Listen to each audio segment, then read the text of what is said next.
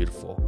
This lodge was awesome. It was $45 a night, and from the viewpoint you can see 3 countries. You can see Germany, Liechtenstein, and Austria, and I mean it was awesome. So I'd highly recommend you visit here. It is just one of the coolest places ever. If you're not staying in the lodge, make sure you make it back by 7 to the gondola so you can take a ride down. Also in the area, there's a beautiful lake. You can visit one of the most beautiful restaurants in the world that's located in the side of a freaking cave. I didn't go there because I didn't have time, but if you're in Appenzell, you might as well. So anyways, that is it for Appenzell.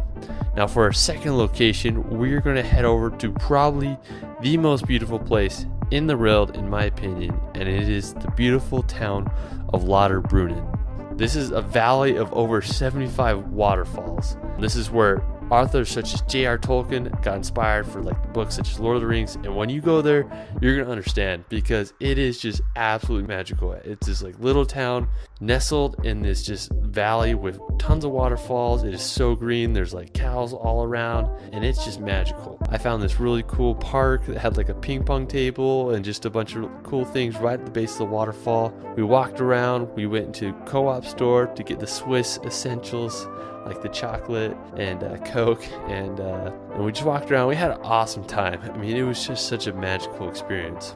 So if you are in Switzerland, I'd highly recommend you go to Lauterbrunnen because it's going to blow your mind. After Lauterbrunnen, the next day we made the journey to the top of Europe to the infamous place of Jungfraujoch. I think that's how you say it. But anyways, so we woke up way early and we took the train from Lauterbrunnen all the way to Jungfraujoch, which is the top of Europe. And we bought our tickets. Normally during the summertime, it's about $240 per person, but if you go in the morning, it is $120 for the early bird special. So I'd highly recommend you do that to save some money. But anyways, it's quite the train ride up the mountains. You make a few stops, and then you're going to go through the mountain. Halfway through the mountain, you're going to make a pit stop, and you'll be able to get out and you can see the glacier. I mean, I've never seen a glacier so close up before. There's a lot of mountaineer people that were making a pit stop because they're actually hiking across this glacier to reach the top, so I thought that was pretty cool. But anyways, after that pit stop, you're going to get back on the train and you'll make it up to the top, and you'll get off and you'll walk through a bunch of tunnels. It was a little bit confusing for me, but anyways, we got up to this, it's called like the ice plateau, I think, and we were able to get some really cool shots from there, and there was no one there because we were the first people up on the train, so that was awesome. After, we went to the top of the Jungfraujoch, and we were able to get just awesome views of the whole entire area. There was just this really massive glacier.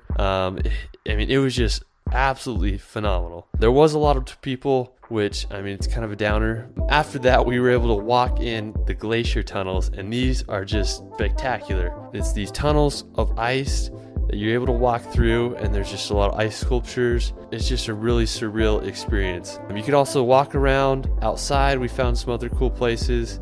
There's some other activities such as like tubing and stuff, but yeah, it was just a great time up at Jungfraujoch. We took the train ride down, we made a little pit stop, and then we headed down to the town called Wengen. And Wengen is right above Lauterbrunnen, and the only way you can get there is you can only take a train or you can walk there, because there are no cars allowed in the city.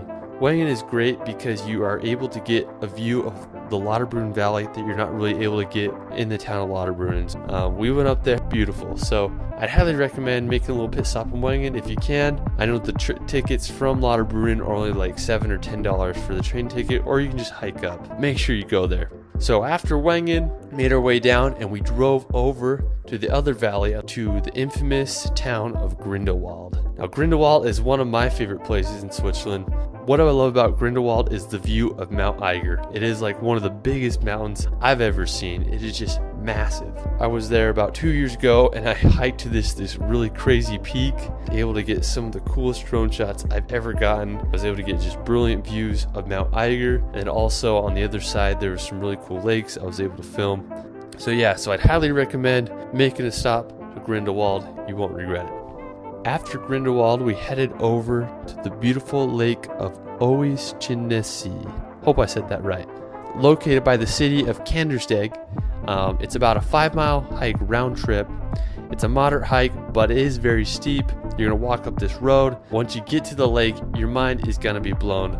I've never seen a lake with such a big backdrop as this lake. I mean, the mountains surrounding it are so huge. Yeah, me and my buddy Danny, we hadn't showered in days, so we took the opportunity to take a dip in the lake, swim around, and just have a good time. I definitely recommend making a pit stop here.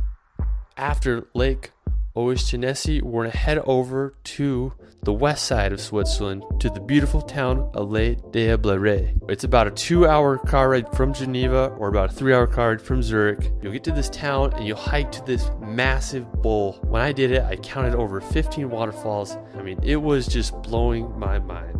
We hiked to the bowl. I was able to get some beautiful drone shots in the meadow, and then I hiked up to the rock and I was able to fly my drone around. I actually almost lost my drone here. I was flying it and it ran out of battery, and I did an emergency landing and I had no clue where it was at. Surrounding mountains have the highest peak in western Switzerland. So after Les Diablères, we're gonna head over to the beautiful city of Geneva. This is one of my favorite cities in Switzerland. I had the opportunity to live here for 2 months about 2 summers ago when I did an internship with human rights groups. I made videos for them. But Geneva is famous for having the United Nations. It's just a really cool place with a lot of action going on. They have the infamous Jet d'Eau. Basically, it's just this giant fountain that shoots water hundreds of feet up in the air, and it's pretty cool. Lake Geneva is awesome. I used to just go swim and hang out there in the evenings. I found a sunken bow I used to always swim to. I also found some cool places, jump off the bridges into the water, and I mean, it was just a good time. Highly recommend visiting Geneva if you're in the west side of Switzerland. After Geneva, we're gonna head over to one of my favorite cliff jump spots in Switzerland, to Valle Versasca. So Valle Versasca, located in the south side of Switzerland, near the town Lugano, which is just borders Italy. So you're gonna drive this little canyon and you're gonna get to Valle Versasca, and what it is, it's these 2 bridges overhangs one of the most beautiful rivers I've ever seen. It's probably some of the clearest river water in the world. I've been there several times. I love jumping off that bridge, doing some backflips, and then I also like to go swim in the water. It is freezing cold, but it's super clear, and it's just a rejuvenating experience. I'd have to say Valle Versasca is one of my all-time favorite swimming and cliff jumping locations in the world. If you're in southern Switzerland, make the drive up there and you won't regret it. So now for our final location, we're going to head to the beautiful